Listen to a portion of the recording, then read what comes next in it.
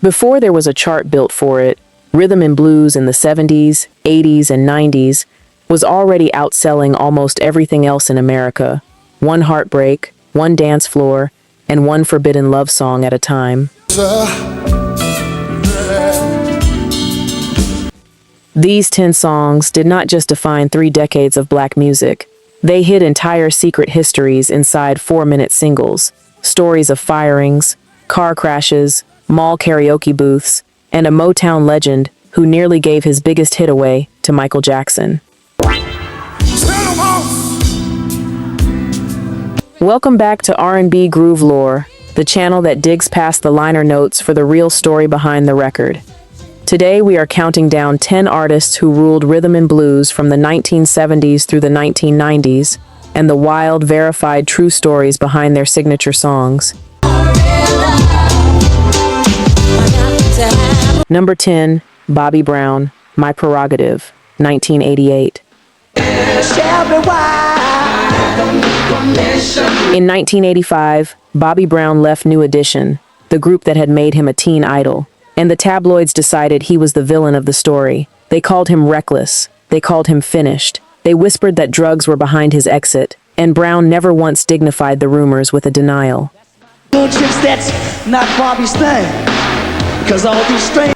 Instead, he walked into a New York studio with producer Teddy Riley and guy singer Aaron Hall and built an entire record out of pure defiance. A brand new sound nobody had a proper name for yet, one that would soon be called New Jack Swing. The lyrics were blunt by design. They say I'm crazy. I really don't care. That's my prerogative. Aimed directly at every critic who had already written his obituary. The song hit number 1 on the Billboard Hot 100 in January 1989, months after it had already topped the R&B chart that October. Don't get me wrong, you know I'm not Sue, baby. His album Don't Be Cruel became the best-selling record in America that year, built on a song written to answer his critics in real time. The kid Motown's own machine had let walk away had just outcharted the group that pushed him out. Number 9, Sade, Smooth Operator, 1984. Before Sade, Adu was a global icon. She was a fashion student in London who never planned on being a singer at all. She wrote the bones of Smooth Operator back in 1982 with guitarist Ray St. John, while both of them were still playing in a scrappy funk outfit called Pride, the song tucked away as just one more spotlight moment in someone else's set list. When Pride broke up, Adu formed her own band, and record labels who heard her early rough 4-track demos of Smooth Operator reportedly heard nothing special in them at all. It took a magazine cover and a packed club night that people literally could not get into before anyone in the industry took her seriously. Producer Robin Millar rebuilt the song around Sade's cool, restrained voice, turning the story of a jet-setting con man, loved in 7 languages, breaking hearts from LA to Key Largo, into something that sounded like nothing else on the radio in 1984. Released as Diamond Life's 3rd single, it stalled at a modest number 19 at home in Britain, but when it crossed the Atlantic in 1985, it became Sade's American breakthrough, climbing to number 5 on the Billboard Hot 100 and turning a fashion student's rejected demo into a genre unto itself. Number 8, TLC, Waterfalls, 1995.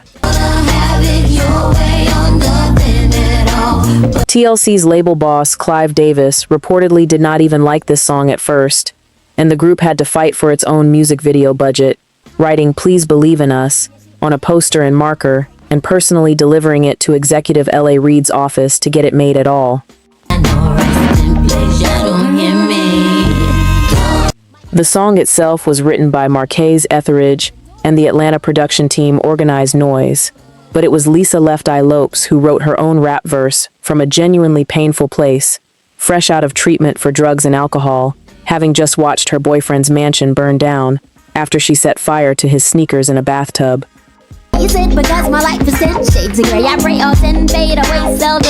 Waterfalls became one of the first #1 songs in American history to directly address the AIDS crisis, weaving two tragic parables about chasing danger into a single warning wrapped in a gorgeous pop melody.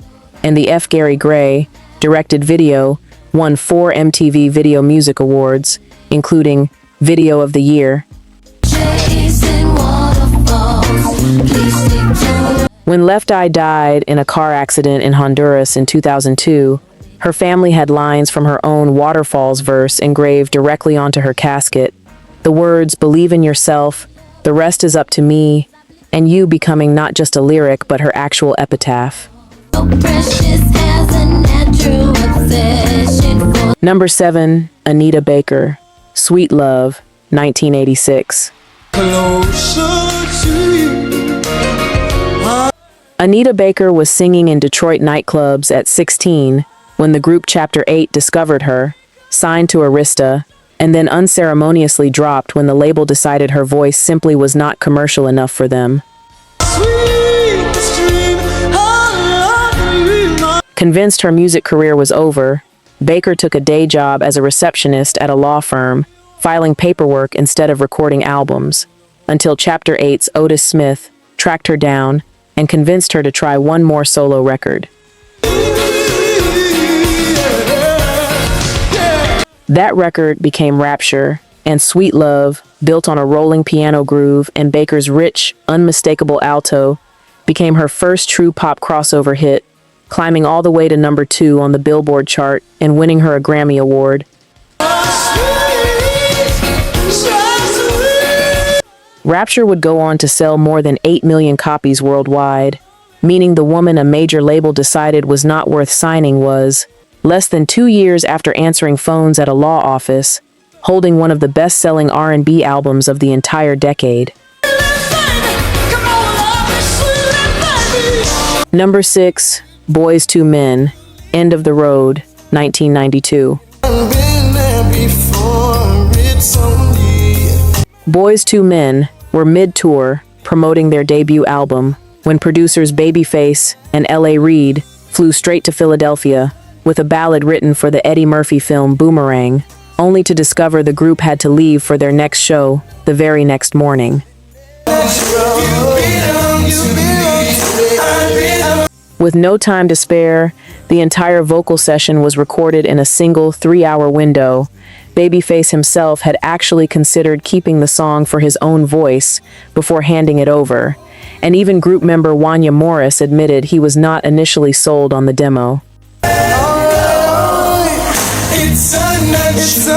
Released as a single in June 1992, End of the Road spent 13 consecutive weeks at number 1 on the Billboard Hot 100, a run so long it broke a chart record that had stood untouched since 1956, when it belonged to Elvis Presley's double-sided Hound Dog and Don't Be Cruel. A rushed 3-hour recording session, made between tour dates because a group of young Philadelphia singers barely had a spare afternoon, ended up outlasting the king of rock and roll on the charts by 2 full weeks. Number 5, Chaka Khan, Ain't Nobody, 1983. Rufus keyboardist David Hawk Walensky wrote Ain't Nobody around a looping synthesizer and a Linn drum machine, and when the band voted on whether to even keep the track, it barely survived to make the final album at all. Once it was recorded, Warner Brothers executives wanted to push a completely different song as the lead single instead, and Walensky, convinced he was holding a hit, threatened to hand Ain't Nobody straight to producer Quincy Jones, who wanted it for Michael Jackson's Thriller, if the label refused to release it as planned.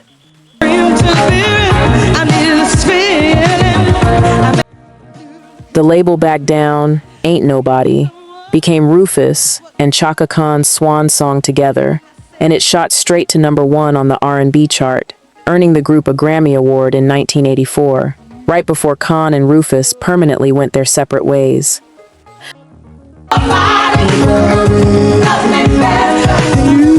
Michael Jackson would go on to sell more records than almost anyone alive with Thriller, but the one song he never got to record was the one a keyboard player refused to give up, and it became one of the most sampled dance records in music history instead. Number 4, Mary J. Blige, Real Love, 1992. At 17 years old, Mary J. Blige walked into a karaoke booth inside a Yonkers shopping mall and recorded herself singing Anita Baker's Caught Up in the Rapture, never imagining that cassette tape would end up in the hands of an Uptown Records executive. Andre Harrell signed her almost immediately, making her the label's youngest and first female artist, and she spent time singing backup before Uptown built an entire sound and image around her, one that traded sequin gowns for street style and gave hip-hop soul its very name. Real Love, produced by Corey Rooney and Mark Morales, and built on a sample of Audio 2's Top Billin', became Blige's first top 10 hit on the Billboard Hot 100 and shot straight to #1 on the R&B chart, launching an album that would eventually sell more than 3 million copies. A teenager who once thought she was just goofing around in a shopping mall booth became, within 4 years, the reigning queen of hip-hop soul, a title Sean Combs gave her before her debut album had even hit shelves. Number 3, Whitney Houston, Saving All My Love for You, 1985. The song had already existed for years, originally recorded in 1978 by the real-life married couple Marilyn McCoo and Billy Davis Jr., and it went almost completely unnoticed until songwriter Michael Masser heard a 21-year-old Whitney Houston singing in a New York club and knew instantly he had found the right voice for it.